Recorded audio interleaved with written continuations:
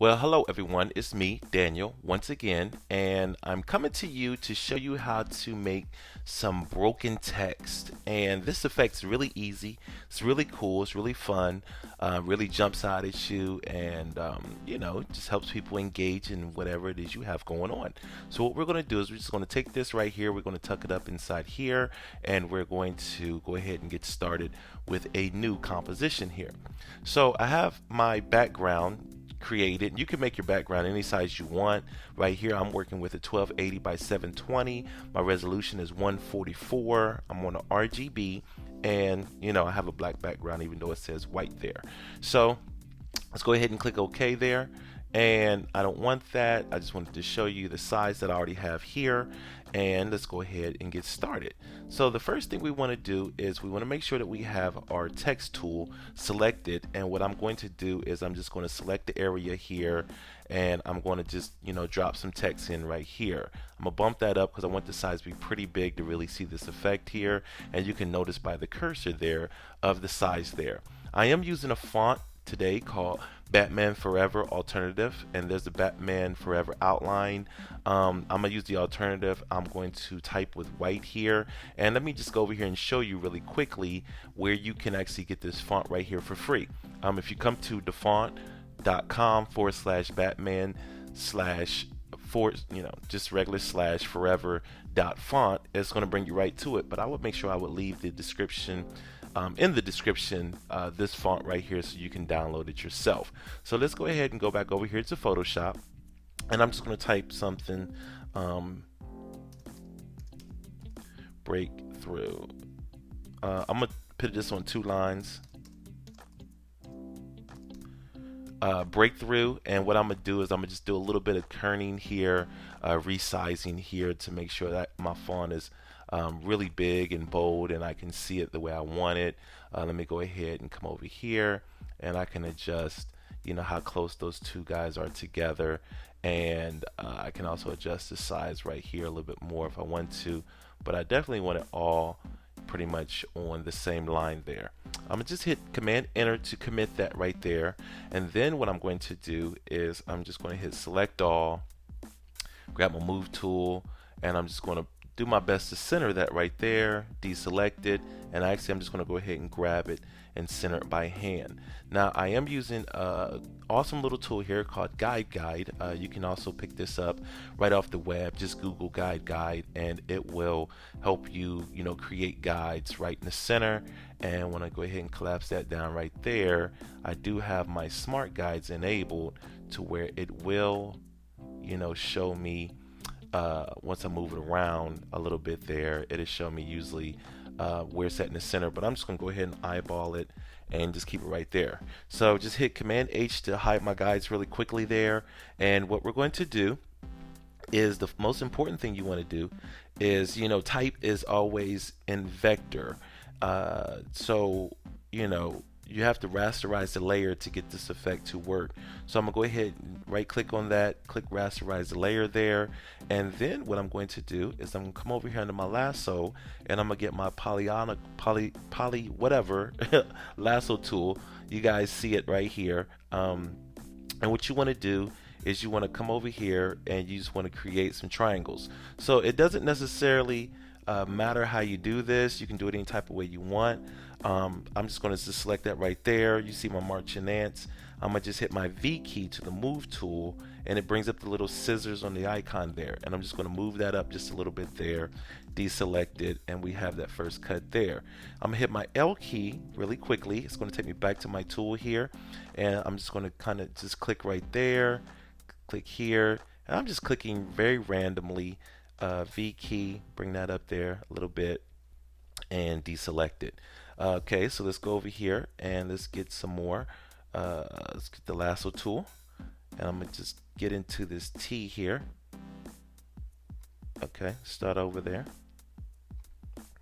and when you make that entire little box and you hit all the corners there, you'll see that it will kind of catch itself.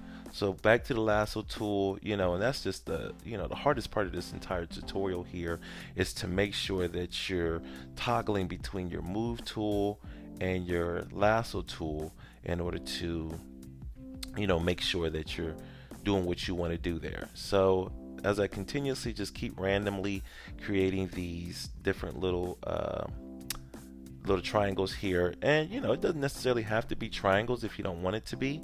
It could be anything you want it to be. Let's go ahead and get a little bit creative here, and we're just going to kind of take this piece right here, and we're going to do just a different shape there.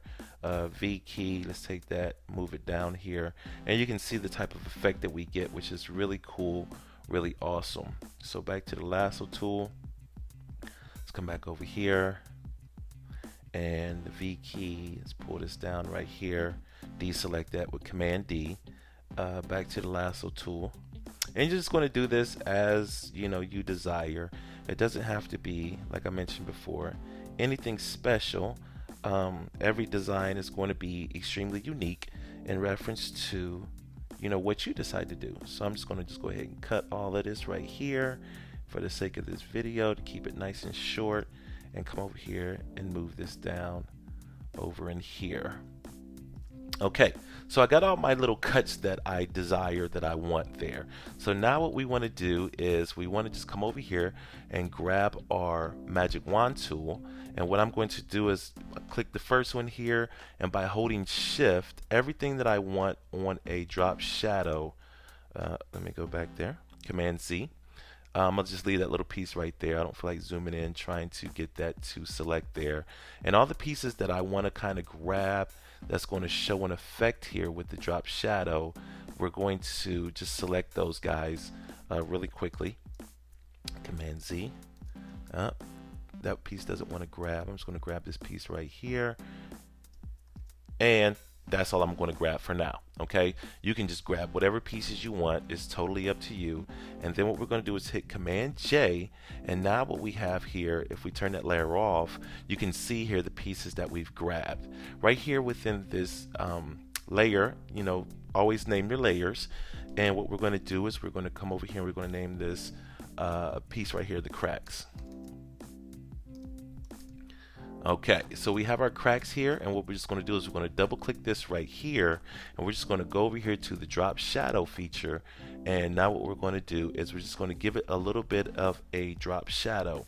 And you can be really selective with this right here. It doesn't necessarily have to be anything that there's no right, there's no wrong. It could be anything that you desire for it to be. However, what I usually like to do, in reference to this section right here, I like to kind of take this into a multiply. So let's go over here to the multiply section right here, and just move this over so we can see our effect there. So you can see what happens here. You can see the shadow already starting to take place with just the multiply by itself. This right here, as far as the opacity, I like to kind of bump this up. That really brings out the effect there a little bit better, a little bit smoother, and then you can kind of just experiment and do whatever you decide you want to do in reference to your distance, your speed, and your size. So I'm gonna just take this up right here to 20. My spread right here, I'm gonna just take this up over here to 12, and then when it comes to my sizing here, I'm going to just take my sizing, let's go ahead and just bump that up right here to about, let's say about 29 or so. Now the next thing we're going to do, the last thing we're going to do here, is we're going to just go over here to the overlay, and you can see the different colors that you can add there, whatever you want to do.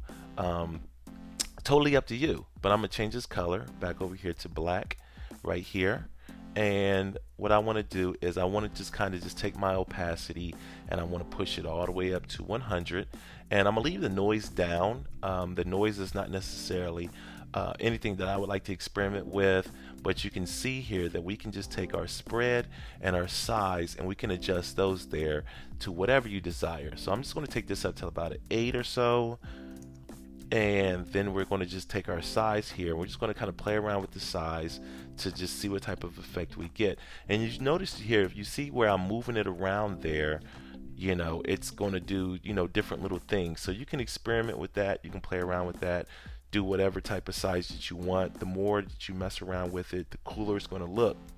So don't be afraid to, just experiment in reference to your different sliders and see what type of effect that you receive in reference to this effect here. So actually my spread was a little bit too much there, so I'm gonna just bring that down there, and I'm gonna just leave it about right in there. Okay, so now that we have a kind of a cool effect and everything's looking really, really good, and everything's looking, the way we want it to with the cracked effect, and we've pretty much already accomplished that there.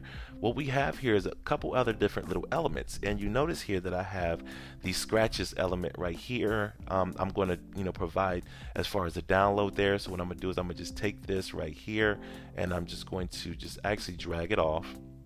And then what I'm going to do is I'm going to just take this and hold my shift key, and I'm going to just drop that right in the center. And it's very important that you make sure you have this at the top. I like to convert this to a smart object, and you don't necessarily have to stay in constraints with this right here, but you just want to make sure that it's going to cover your entire text field that you're working with, all at one time. So I'm going to just go ahead and commit that there. And then you notice that right over inside here with this layer, we want to just take this layer right here and switch it to the multiply. Let's go to the multiply effect there, and you can see what we have going on there in reference to the multiply. You see how the scratches kind of affected that there, and we can also hit Command T, and we can resize this thing right here to make this scratches bigger. You can kind of just resize it around to where the scratches look really good. However you want to do it, it's totally up to you. I mean, every single one's going to look different, so make sure that you find me in some type of way, and send me your composition and let me know what you got going on and what you did there. So right here, what we're going to do is we're going to take this glass right here, and we're just going to take the glass and we're just going to just drop it right over on top of here, hold shift, and we're just going to put the glass on top of there. And the first thing I'm going to do before I change anything as far as the size here, I'm just going to come over here and I'm going to take it over to a screen. And you can see with the screen what we got going on there. We can kind of see through that. Convert to smart object, hit Command T, Command 0 to see my little handles here, and I can just take my glass here, and I can take that glass and I can just kind of put it anywhere where I really want to show that break there. I can put that glass and that right where it kind of shows, like inside that E is where I'm going to kind of center my glass there.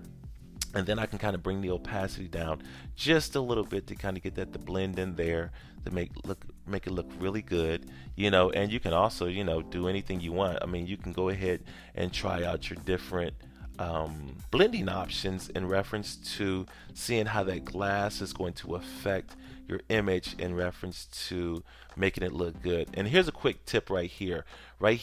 I'm in these little lines right here, and Photoshop is going to show you the differences in reference to the effect. Pretty much all the effects are going to be the same, so when the darken, it doesn't really look that good, so the multiply is really not going to look that good either. So I'm going to just go ahead and stay out of this category right here. When I go to the lighten, it looks okay and it looks good, so I can kind of go through my different little effects here to kind of see which one I actually like the best and the most in reference to what we've created here and what we have going on. And I can play with the opacity, and the cool thing about it is I can come over here.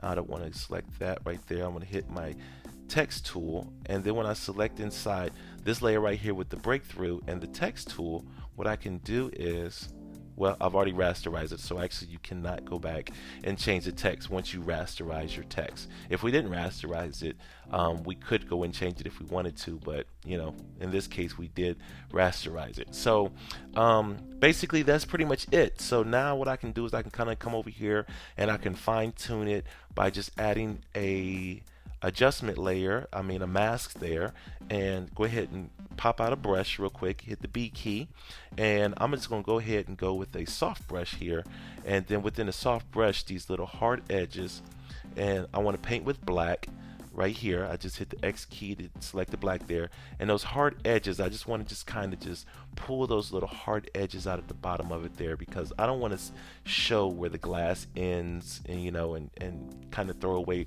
my entire effect right there. So I'm going to go ahead and zoom in there, and let's bring it down just a little bit, and let's kick everything else off the screen so we can really see what type of effect that we created.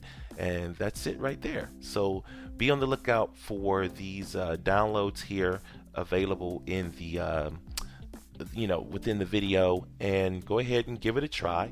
Let me know how it worked out for you. And it's just a real simple, easy, quick way to create that breakthrough effect right there and just have a lot of fun and do a lot of things different with it. You see here the cut here at the top and the cut here on the side, and then we have just the cut here at the top. So everyone's going to come off completely different, completely unique. So go ahead and give it a try and let me know how it worked out for you. Thank you and goodbye.